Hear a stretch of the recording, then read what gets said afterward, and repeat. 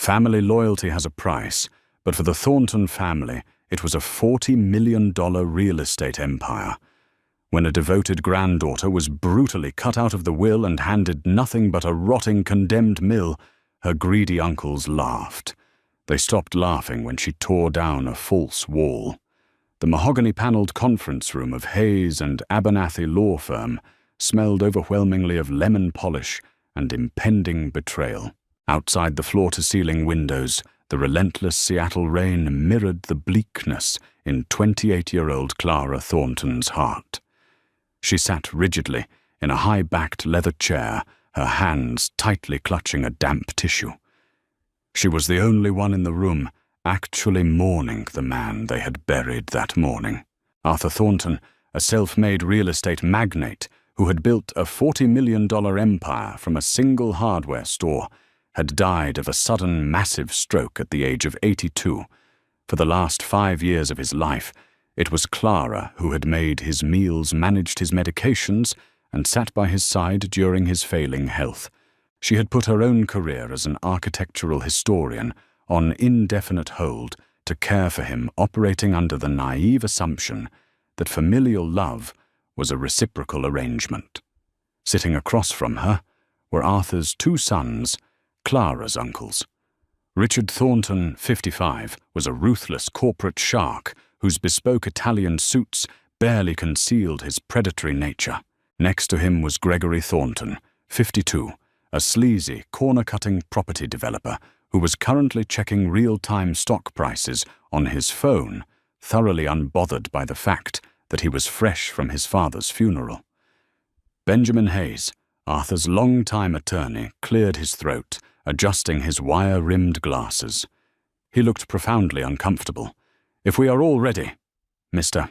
Hayes," began, his voice dry and gravelly, "I will proceed with the reading of Arthur William Thornton's last will and testament." Richard checked his Rolex. "Get on with it, Ben. We all know how this goes. The commercial division to me, the residential developments to Greg, and whatever scraps are left over for the charities." Clara flinched at his callousness, but kept her mouth shut. She didn't care about the money. She only wanted the small coastal cottage where she and her grandfather had spent countless summers reading by the fire. Arthur had promised it to her on a dozen different occasions. Mr. Hayes broke the seal on the thick manila envelope.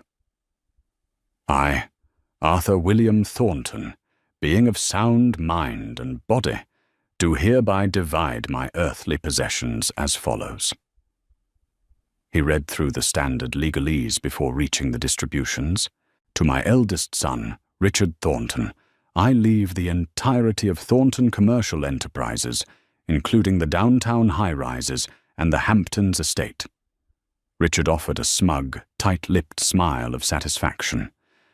"To my second son, Gregory Thornton, I leave the Thornton Residential Group, all associated suburban land developments, and the liquid capital held in my primary offshore accounts."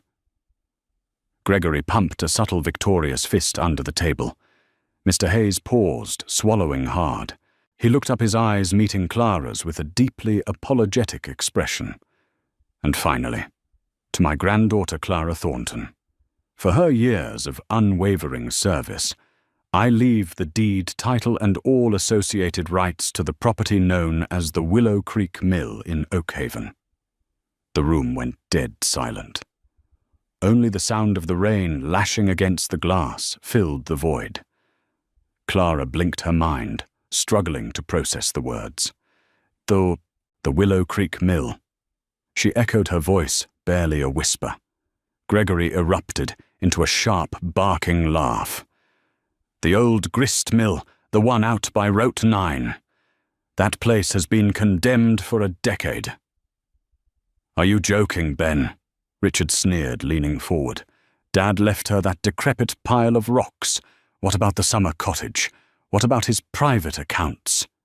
Mr. Hayes adjusted his glasses again. The summer cottage was liquidated 3 months ago to cover debts incurred by the residential division. As it stands, Clara receives only the mill.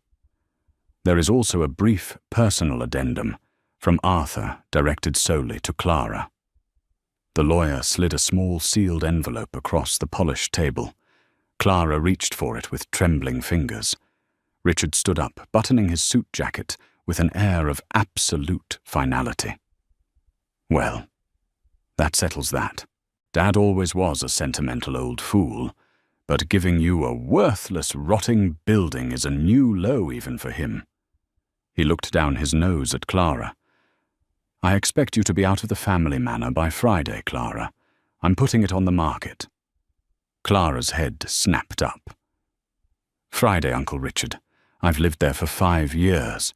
I don't have an apartment. I don't have a job to go back to yet. Not my problem, Richard said coldly.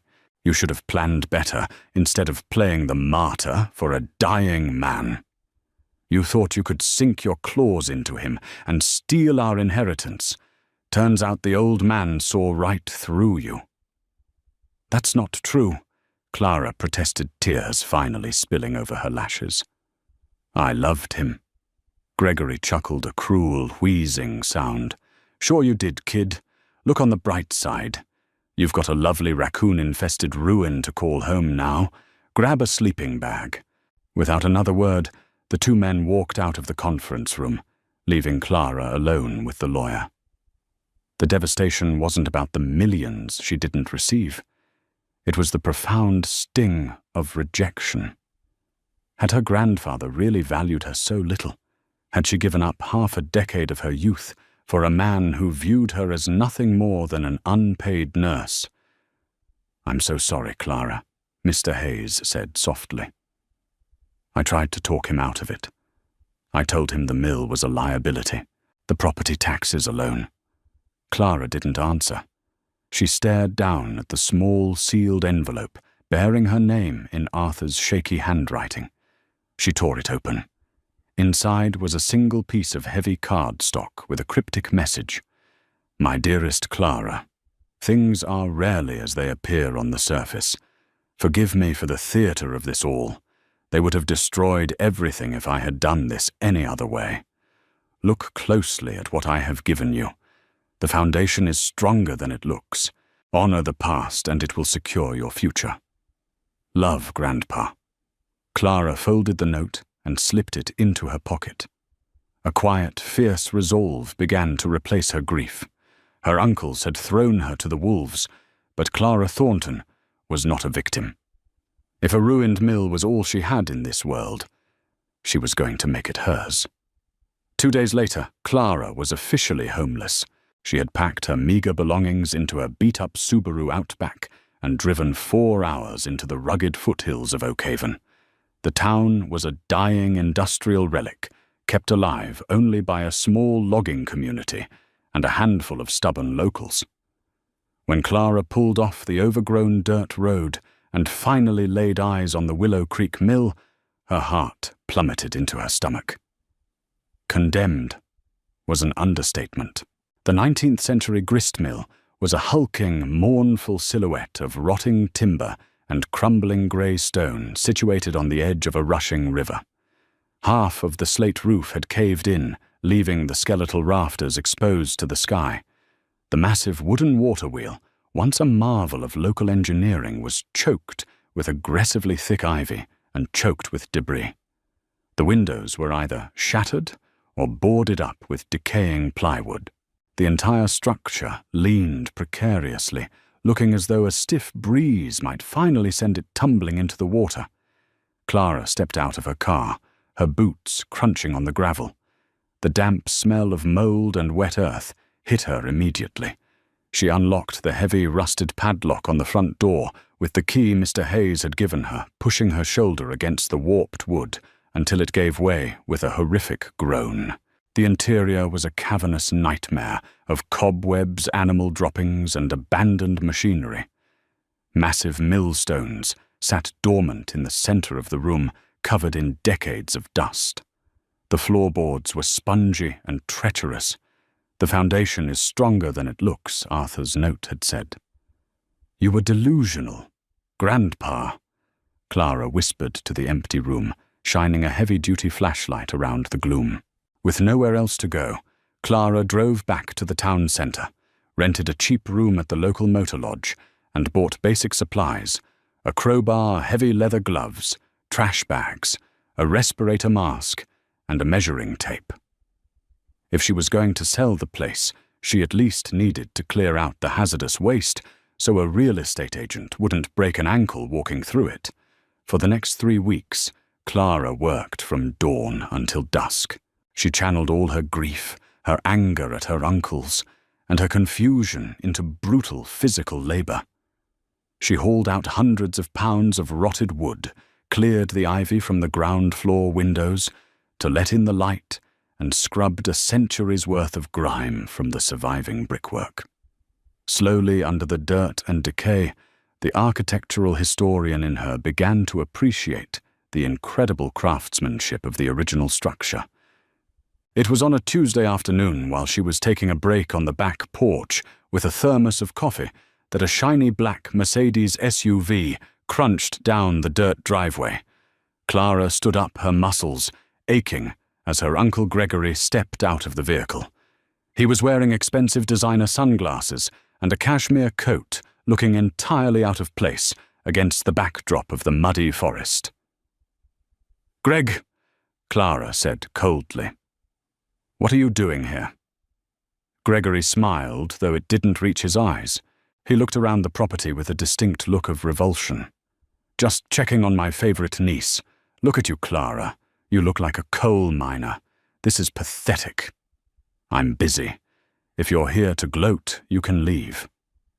"I'm here to do you a favor," Gregory said, holding up his hands defensively. He leaned against the railing of the porch, mindful not to get dirt on his coat. "Richard and I were talking. We feel a little bad about how things went down at the lawyer's office. Your family, after all, and seeing you out here squalor like this, it's not right." Clara crossed her arms, her grip tightening on her thermos. "Get to the point." "I want to buy the property from you," Gregory said smoothly. $20,000. Cash. Today.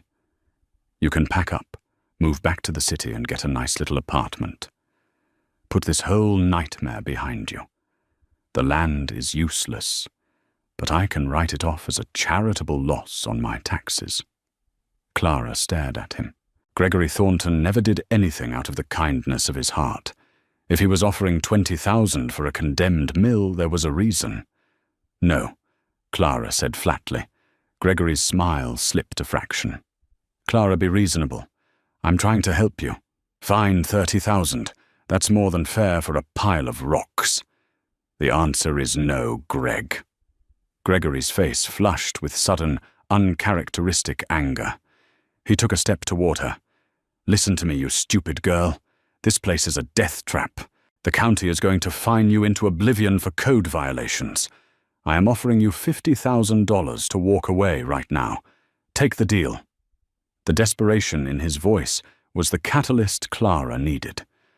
Why would a multi-millionaire real estate developer drive 4 hours into the wilderness to offer $50,000 for a property he claimed was a tax write-off? "Get off my property," Clara said, her voice turning to steel. "Before I call the local sheriff for trespassing." Gregory glared at her, his mask of fake sympathy completely gone. "You're making a massive mistake. Arthur was senile at the end, and you're just as crazy as he was." He turned on his heel, stormed back to his Mercedes, and sped away, kicking up a cloud of angry dust. Clara stood on the porch for a long time, her mind racing. She immediately went to her car and pulled out the original 1882 blueprints of the mill that Mr. Hayes had included in the estate files. She carried them down into the lower level of the mill, the cavernous basement that housed the base of the water wheel and the massive stone foundation. She laid the blueprints out on a relatively clean workbench and weighed down the corners.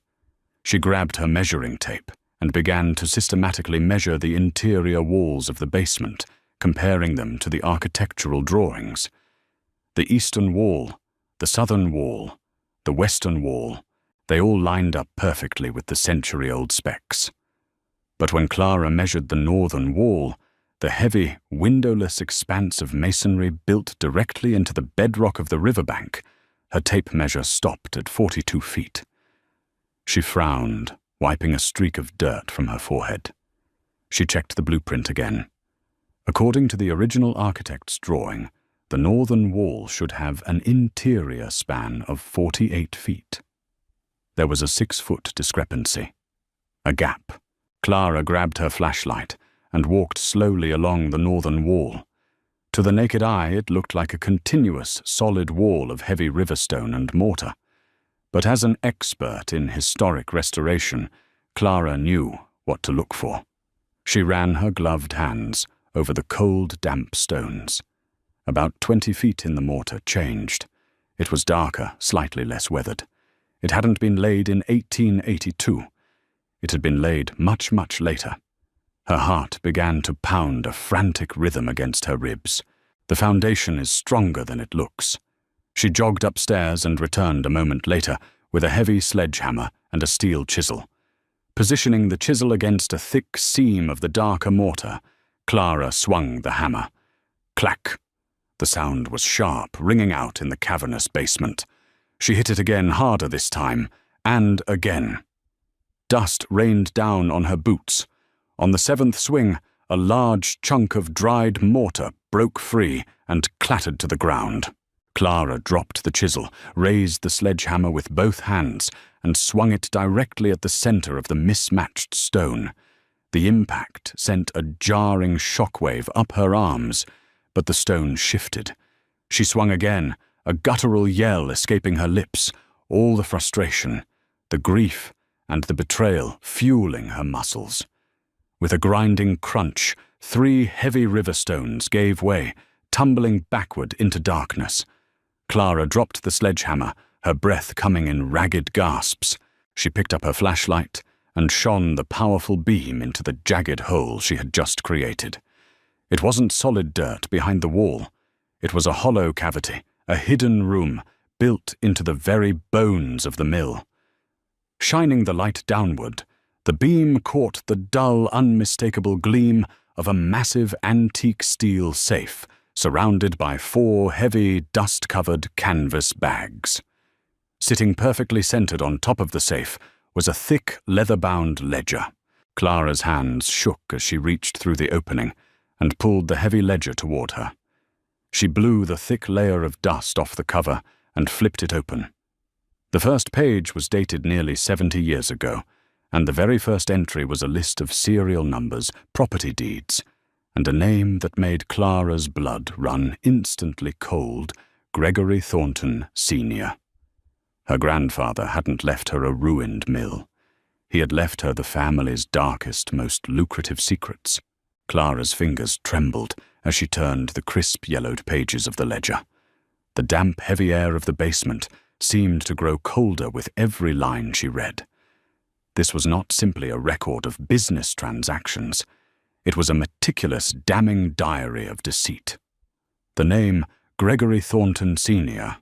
Her great-grandfather headed the first section, detailing the initial legitimate investments that had seeded the Thornton real estate empire in the late 1950s.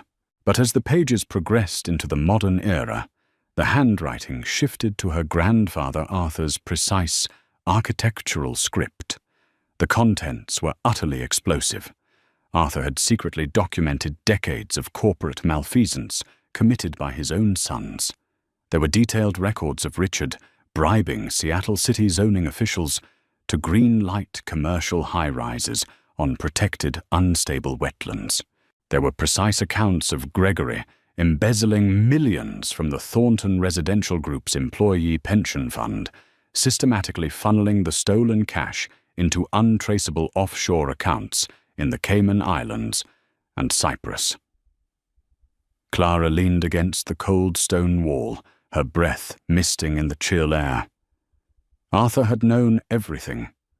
For years he had sat at the head of the boardroom table, silently watching his sons rot the foundation of his legacy from the inside out. But why hide it here? Why leave it to her in a condemned grist mill? She turned to the final page of the ledger. There, penned in the shaky, failing handwriting of her grandfather's last days, was a letter addressed to her. Clara, if you are reading this, you found the courage to look past the ruin. I am a coward. I built an empire, but I raised two monsters. When I discovered what Richard and Gregory were doing, the rot was already too deep. Exposing them meant destroying the thousands of innocent employees who depend on Thornton Enterprises. I could not bring myself to tear down my own house while I was still living in it. But they will not stop. They are arrogant, and their greed will eventually hurt people.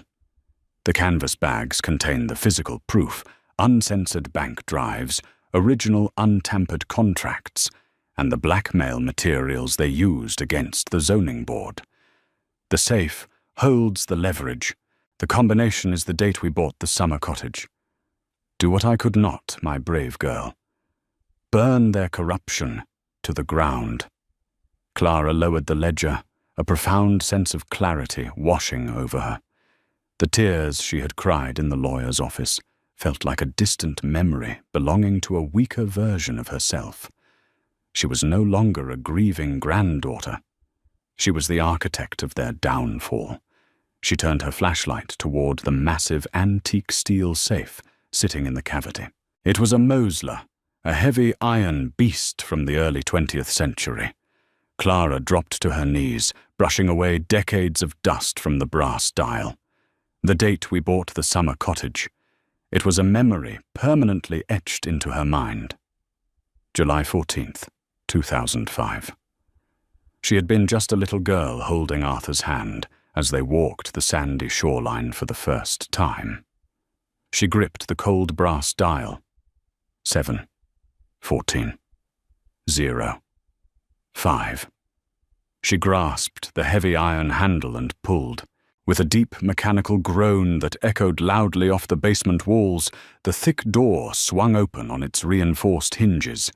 Inside the safe was packed tightly with rows of pristine, waterproof lockboxes. Clara pulled the first one out and popped the latch. Her jaw dropped. Stacked neatly inside were stacks of bearer bonds, untraceable and entirely legal, amounting to what looked like millions of dollars.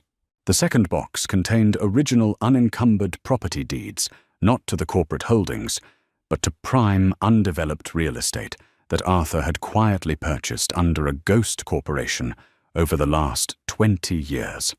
The total value hidden inside this stone wall easily eclipsed the liquid capital Gregory and Richard thought they had inherited. Arthur hadn't just given her evidence, he had given her a war chest. Suddenly, the distinct sound of heavy tires crunching on the gravel driveway upstairs shattered the silence. Clara froze. She checked her watch. It was past 6 in the evening. The sun had already dipped behind the dense canopy of the Oakhaven woods. She quickly shoved the lockboxes back into the safe, closed the heavy iron door, and spun the dial to lock it.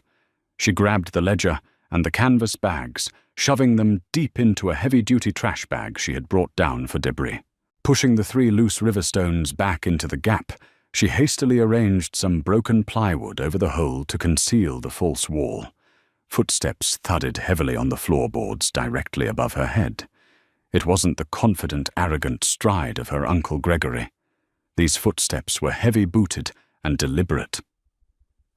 "Hello," a gruff voice called out, echoing through the empty main floor. "Anyone in here?" Clara grabbed her heavy iron crowbar from the workbench, her knuckles turning white. She crept silently up the wooden stairs, peering through the gaps in the floorboards. 2 men in dark work clothes were standing in the center of the mill.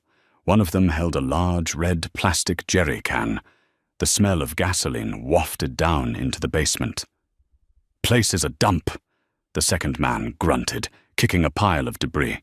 Boss said, "Just torch it and make it look like kids playing with fireworks. The wood is so dry it'll go up in 10 minutes.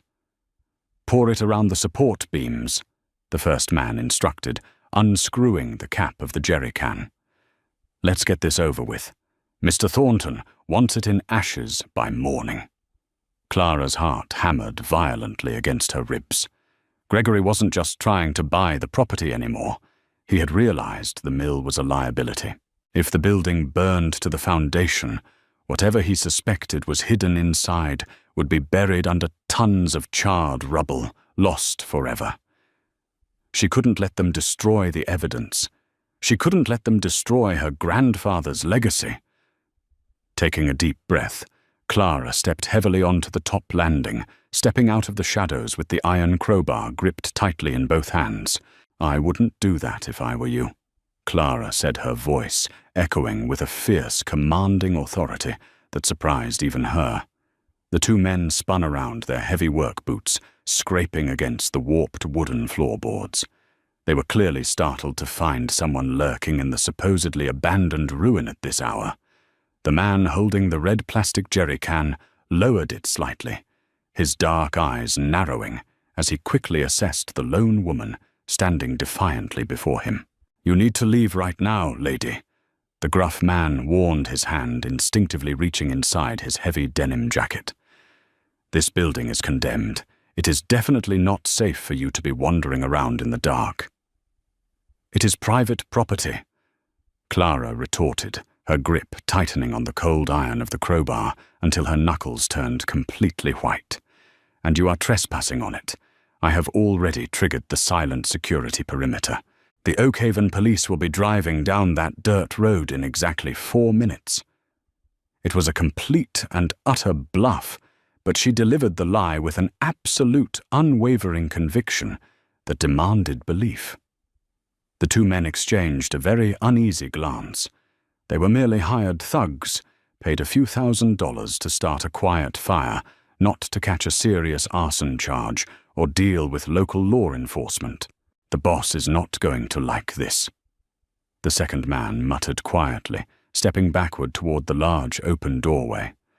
"Pour it around the support beams," the first man had instructed, just moments before Clara interrupted them. Now he hesitated. He dropped the heavy jerry can with a loud thud, splashing a pool of pungent gasoline onto the dusty floorboards. "You are making a massive mistake, sweetheart. Mr. Thornton doesn't lose. He has not played against me yet," Clara replied coldly, holding her ground. She watched without blinking as the two men hastily backed out of the crumbling mill, climbed into their idling, unmarked pickup truck, and sped aggressively off into the rapidly darkening woods. As soon as their red tail lights vanished from sight, Clara felt her knees buckle slightly. The adrenaline was leaving her system in a sudden, rushing wave, but she knew she did not have the luxury of time to panic. Gregory had escalated to criminal violence, which meant the clock was rapidly ticking down. She raced back down into the basement, retrieved the heavy trash bag containing the leather-bound ledger and the canvas bags of evidence, and loaded them securely into the trunk of her Subaru. She did not return to her cheap motel room. Instead, she drove straight through the night, arriving back in Seattle just as the morning sun was rising over the Puget Sound. Her very first stop was the downtown office of Benjamin Hayes. The older attorney looked profoundly shocked when Clara barged into his pristine office at exactly 7:30 in the morning, her clothes completely covered in ancient mill dust and dark soot. "Clara, good heavens, what on earth happened to you? I thought you were staying out in Oakhaven." Without speaking a single word, Clara unzipped the heavy plastic trash bag and dropped the thick leather-bound ledger directly onto Mr. Hayes's immaculate mahogany desk. It landed with a loud, incredibly satisfying thud. She followed it closely with the dusty canvas bags containing the uncensored hard drives and the damning blackmail documents. "I need you to call the Federal Bureau of Investigation." "Ben," Clara instructed, dropping exhausted into the soft leather chair opposite him. "And then I need you to call the Securities and Exchange Commission. Tell them we are bringing them the head of Thornton Enterprises on a silver platter." Mr. Hayes slowly opened the ledger, his eyes widening dramatically behind his wire-rimmed glasses as he rapidly scanned Arthur's detailed handwriting. "My God!" he whispered in sheer disbelief, turning page after page. "I knew they were aggressive businessmen, but this is organized racketeering. This means federal prison time." He looked up at Clara, profound awe, completely replacing his initial shock. "Where did you find all of this?"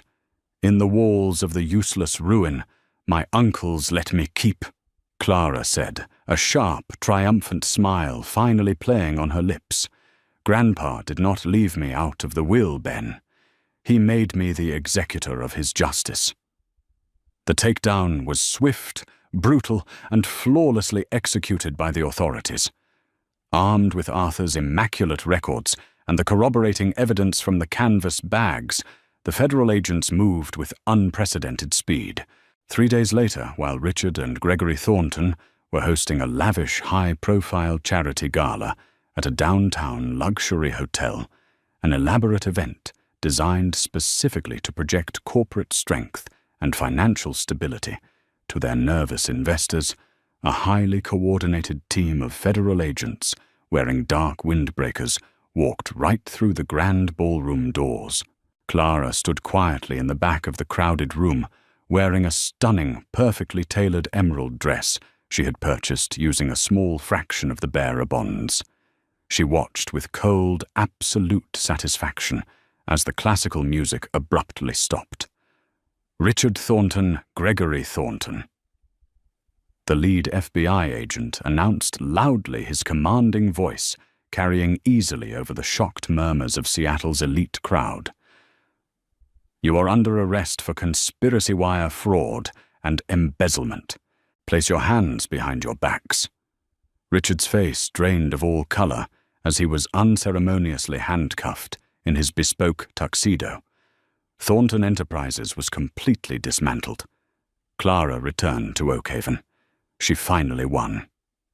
What Clara found inside that hidden wall would not only change her life forever, but it would completely dismantle the corrupt empire her uncles had stolen. But that is a story for the next part. What do you think is inside those canvas bags? Let me know in the comments below. If you enjoyed this story of betrayal, hidden truth, and sweet revenge, please hit that like button, share this video with your friends, and subscribe to the channel so you don't miss the thrilling conclusion.